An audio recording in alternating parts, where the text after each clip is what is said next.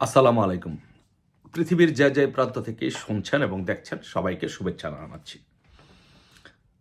আজকে বাংলাদেশে পয়লা বৈশাখের যেই আমাদের যে চিরাচরিত রীতি অনুসারে যে মঙ্গল শোভাযাত্রা হয়, সেই শোভাযাত্রাটি নিয়ে যে নাটক হয়েছে বাংলাদেশে, যা হচ্ছে শুধু এইটি নয়, বাংলাদেশে সাম্প্রতিককালে যেসব ঘটনাগুলো হচ্ছে, আমার কাছে মনে হচ্ছে যে এই শেখ হাসিনাবিহীন বাংলাদেশে এই বাংলাদেশটা এবং সার্কাস এবং জোকারের দেশে পরিণত হয়েছে। পুরো বাংলাদেশটাকে এখন একটা সার্কাসের দেশ হিসেবে আপনি বলতে পারেন। ওরা দেশটাকে এমন বানাতে চাচ্ছে দেখেন। আর ওরা যে কীরকম পরিমাণ এই ইনুস এবং জামাত শিবির এবং এই মৌলবাদীরা, ওরা যে কীরকম পরিমাণ ভণ্ড এবং সাথে সায় দিচ্ছে বিএনপি, তা আপনি একবার একটু শুধু বিবেচনা করলেই আপনি দেখতে পারবেন।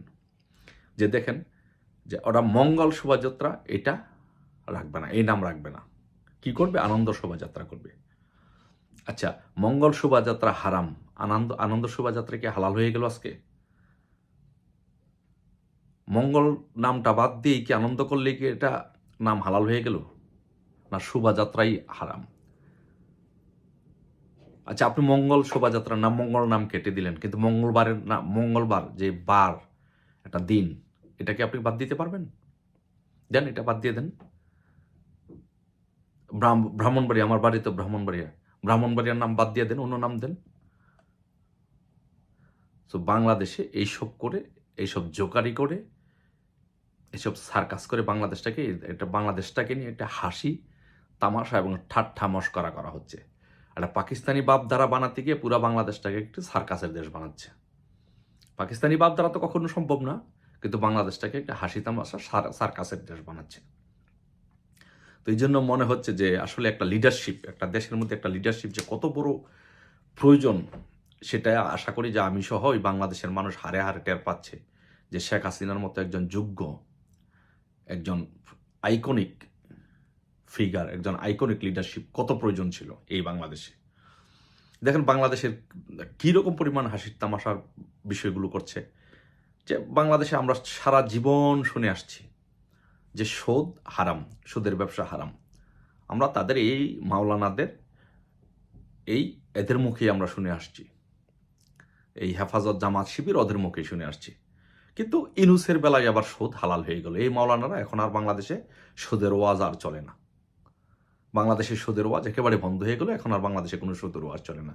তার মানে হচ্ছে যে সুদ হারাম হয়ে গেল, যখন এটা ইনুস খায়, তাদের লোকজন খায়, তখন এটা হালাল হয়ে গেল। এই হচ্ছে বাংলাদেশের আমাদের তৌহিদি জনতার ইমানি শক্তি।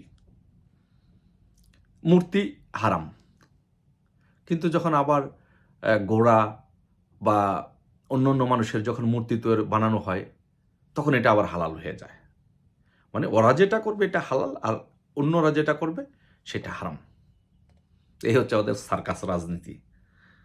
আসলে বেসিক্যালি এগুলো যেটা করা হচ্ছে, যে সেটা হচ্ছে যে বাংলাদেশে একটা ডিভাইডেশনের রাজনীতি করা হচ্ছে। বাংলাদেশটাকে ডিভাইড করে দেওয়া হচ্ছে। বাংলাদেশটা থেকে হিন্দুদেরকে সরিয়ে দেওয়ার চেষ্টা করছে। বাংলাদেশে ডিভাইডেশনের রাজনীতি চলছে। যে ইউনুস 200 কোটি ডলার ইসরায়েলকে অনুদান দিল, সেটার কোনো প্রতিবাদ না করে প্যালেস্টাইনের হামলার প্রতিবাদ করতে গিয়ে KFC bungalow, butter showroom bungalow, কিছু মানুষকে গরিব করে দেওয়া হলো, তাদের উপার্জন, রুটি রুজির ব্যবস্থা বন্ধ করে দেওয়া হলো, তাদের সারা জীবনের আয় রোজগার সম্পত্তি এগুলো শেষ করে দেওয়া হলো। এই হচ্ছে সার্কাসের বাংলাদেশ। আশা করি এই সার্কাসের বাংলাদেশ থেকে আমরা মুক্ত পাব। সকলেরই শুভবুদ্ধির উদয় হবে, সকলে ঐক্যবদ্ধভাবে এই অশুভ শক্তির হাত থেকে বাংলাদেশে রক্ষা করে শেখ হাসিনার মতো একটা বলিষ্ঠ নেতৃত্বে আমরা আবারও বাংলাদেশকে এগিয়ে নিয়ে যাব। সেই প্রত্যাশা রেখে আজকের বছরের প্রথম দিনে সবার সুস্বাস্থ্য কামনা করে বিদায় নিচ্ছি। জয় বাংলা, জয় বঙ্গবন্ধু।